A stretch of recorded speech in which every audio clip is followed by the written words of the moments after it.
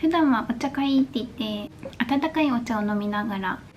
サブチャンネルを撮ることが多いけど、今日はこういうさっぱり冷たいものが飲みたい気分だったので、ヒラミエイトの炭酸割りにしました。美味しい。これから夕ご飯食べる前にサブチャンネル撮影しようと思って、お肉解凍しなきゃ。で、今日はお引越しについて話そうと思います。サブチャンネルでは今お家を探してるってことは言ってたかな。そんなに言ってないけど、多分一度は言ったと思うんですけど、お家を探してて、でコメントで引っ越した理由を聞かれるけど、引っ越した理由は何か一つ理由があるとかじゃなくて、小さなことが積み重なって感じかな。なんか恋人と別れた時のセリフみたい。小さなモヤモヤが積み重なっていて引っ越そうと思いました。でも引っ越し自体は前のお家に引っ越した当初から絶対いつかは引っ越すってはもう決めてて、結構ね、あのマンション古いマンションだったんですよ。動画では言ってなかったけど、例えばキッチンの下になんかパイプみたいなのがあったんだけど、そこからちょっとだけね水漏れがあったりとか、それはもうすぐ管理会社に連絡して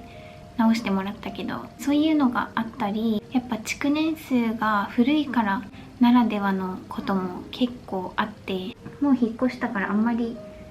ね悪いことは言えないけど、だけどやっぱり住めば都っていう言葉があるように、ずっといたら居心地が良くなってきちゃうんですよね。それはもういいことだけど、環境がすっごい良くて、だから4年も住めたと思うし、緊急な時にでも欲しいものがすぐ買いに行けたりとか、居心地よくぬくぬくとあのお家で過ごして、最初の 1,2 年目くらいまではサイトをずっと見て、このお家良さそうって思うけど何も行動せずっていうことが続いてたんですけど、去年あたりからコロナが流行りだして、やっぱおうち時間が増えたじゃないですか。それで本格的にもう探そうってなりました。ちょっとでも惹かれる物件があればすぐ連絡して内見に行ったりとかもしてました。だけど私がこの見てた大体いいお家ってもう埋まっちゃってるんですよ。申し込み者がいたりとか難しくて、そのタイミングが。お家見るのが好きだから内見も楽しかったですね。で、この今のお家が見つかったのが今年に入ってからかな。今年に入ってからだったと思う。最初は見てるだけだったけど、明け方とかも次の日仕事の日なのにパッて目が覚めて物件のことを思い出して見たりとかしてて、これは不動産に連絡してみようと思って、そしたらまたこの物件も申し込み者がいる状態で、またかと思って、だけど2番目の申し込みでいいからお願いしますって言って、でその後内見も行ったりして、でそしたら理由はわからないけど最初に申し込んだ方がキャンセルしたっていうのを聞いて、私が第一申し込み者になったっていう流れでした。それでもうトントン拍子で話が進んでいて、で引っ越し業者とかも全部自分で手配してって感じですね。本当に一人でやった一人暮らしが初めてで、沖縄にいた時は家族が手伝ってくれて郵送で沖縄から荷物送ったんですけど、今回も本当に一人だから精神的にきつかったです。引っ越しってこんなに体力使うんだと思って、体力とあと疲労がすごくて、もう毎日足パンパンだし、普段本当に私運動全くしないから、その分手とかも筋肉痛になって重いものをちょっと持っただけでもそれぐらい普段から筋肉使ってないんだなって思いました。最初は綺麗にここはキッチンに置く荷物とか、ここはリビングに置く荷物とかっていうのを分けてちゃんと置いてたけど、もう最後の方はそういう場合じゃなくて、何でもいいから箱に詰めなきゃと思って、もうジャンルとか関係なしにすぐ全部とりあえず詰めようと思って詰めました。引っ越しの当日の明け方とかまで荷造りしてました。引っ越しって分かりますね。自分の持ってる荷物の量とかちゃんと目に見えて分かりますよね。もうびっくりしました。もんあんなワンルームのお部屋に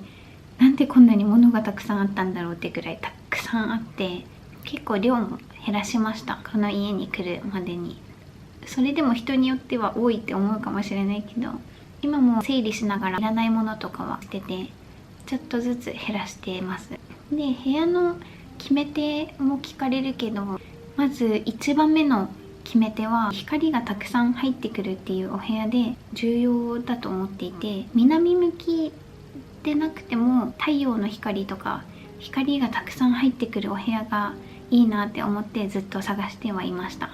お昼とか夕方ぐらいまではカーテンも全開に開けたら結構明るいから、暗くなる直前までは電気つけなくてもいいくらい明るいんですよ、晴れてる日は。だけどその分暑くて電気代浮くラッキーって思ったけど、なんだかんだ冷房の電気代がすごい高そうで怖いんですけど、もう引っ越してからほぼ毎日エアコン稼働させてるので電気代がちょっと気になりますね。収納が結構多いのはポイント高かったです。クローゼットは前のお家より狭くなっちゃったけど、それ以外の収納が多いし、今のこのお部屋が 1LDK なんですよ。ここが今リビングでキッチンがあって、であとベッドルームがあるから、その分仕事とかをやりやすくなったかなって思います。決めてもう一つありました。後ろの大きな壁です。プロジェクター、ポップインアラジンで映画とか見たいから、サイトでお家探しとかしてる時も内観はすっごいおしゃれだし、設備も充実してるし、部屋の広さも問題ないしっていうお部屋があったけど、こういう壁がなくて角部屋だったからかな、ガラスが多いお部屋で、それが理由で諦めたこともあります。もうそれぐらいかな。前のお家はもう4年間住んでたから、最終日とか本当は向こうで動画撮ろうと思ってたんですよ、あのお家で。 YouTube も始めたのもあのお家だし、私の一人暮らしが始まったのもあのお家だしっていうので、最後のマクドナルドとか食べながら話そうと思ったけど、もう全くそんな時間なくて、最終日は仕事もあるし、この荷造りもあるし、めちゃめちゃ忙しかったです。だけど立ち会い日があって、立ち会いする30分前とかにもう着いて、ちょっと掃除もしながら、その時は実感が湧きました。空っぽのお部屋で本当にこれが最後なんだなと思って、もうその時に鍵も返しちゃうから、その30分でやっと思い出して、こうやって体育座りして、はーってなんかもう走馬灯みたいな感じでそう思い出してました、お部屋での思い出を。だけどこの今のお家が私もう本当に楽しすぎて、ちょっとだけ片付いたぐらいだし、寝室はあと 60% ぐらい整理しないといけないけど、収納とかも考えるの楽しいし、お掃除道具とか集めるのにハマりそうで、引き出しとか開けたらもう全部お掃除道具が詰まってるみたいな感じになっちゃってます。あと寝る時間がもったいないって思っちゃうくらい楽しくて、前のお部屋の時はあの部屋に長く住んでるから慣れちゃってるっていう部分もあったけど、お昼とかに眠くなったらもうすぐ寝ちゃってたんですよ。30分40分とか。リモート中休憩時間が1時間あるじゃないですか。あるじゃないですかってあるんですよ。だからその1時間のうちに30分でご飯食べて、30分はもう仮眠取るみたいな、そういう休憩時間を過ごすことが多くて、休日とかも眠くなったらもう寝ちゃったりっていう時間が多かったけど、今のところこの家でやることがあるから寝る時間ももったいなくて、今のリモートでの休憩時間は30分ご飯食べたら残りの30分はもうお家の整理整頓したりとか、あと家事したりとかが多いです。もうずっと起きたいって思っちゃうから、夜中の2時とかに寝て朝起きるのは7時8時とかですね。だから引っ越してよかったです。お引っ越しのエピソード。また今ね、引き出しを注文したりとか、あと引き出しの中の整理整頓するケースとかを買ったりとか、そういうのを